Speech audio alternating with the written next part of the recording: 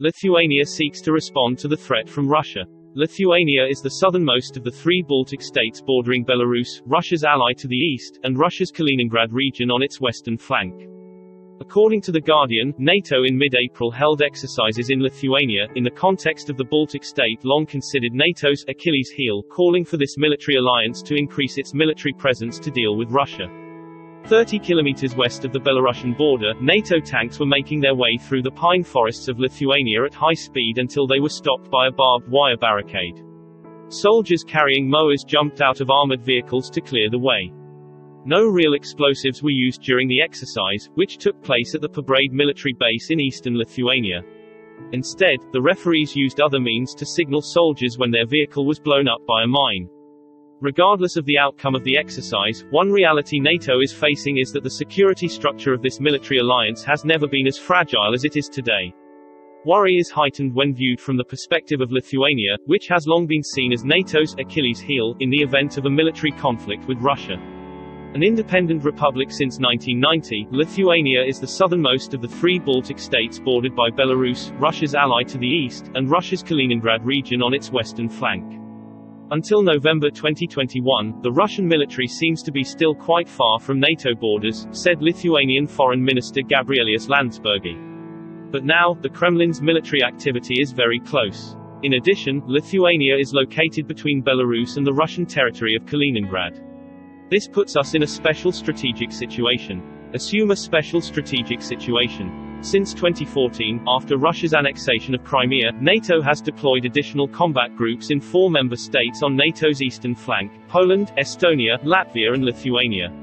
The Russia-Ukraine conflict has led the alliance to further strengthen its presence in the region, with multinational battalions being deployed to Romania, Bulgaria, Hungary and Slovakia.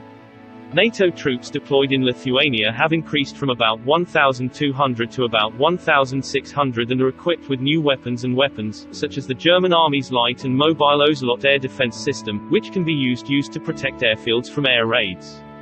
However, the function of these military units is a tripod, a warning to adversaries that any attempt to change the internationally recognized border against a NATO member will automatically action that led to war with the rest of the bloc.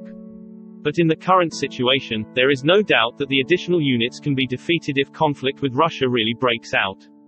The scenario in the current Rising Griffin exercise is an overwhelming attack force.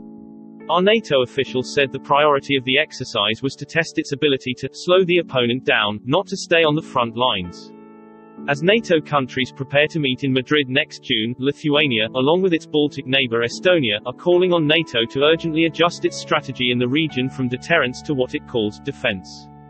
Proactive. In the agreement between Russia and NATO signed in 1997, there is a clause limiting the number of NATO troops allowed to deploy to the Baltic countries, as well as the distance to the Russian border that NATO forces must maintain. The active reinforcement in Lithuania, from 7 European countries and headed by Germany, must be rotated every 6 months and with hundreds of vehicles to be transported by road, rail or air. Before each change. This provision makes the cost of garrisoning troops in Lithuania in particular, and the Baltic region in general, very expensive. While countries such as Germany and the UK remain committed, Lithuania and other countries in the region consider the document no longer viable.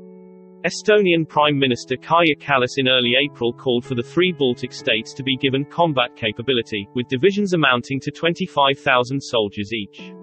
The question we must ask ourselves is, what will the new global security architecture of the world after this war look like? Kaja Kallas said. At the moment, we are just reacting to what is happening in Ukraine. But that has to change. According to Guardian.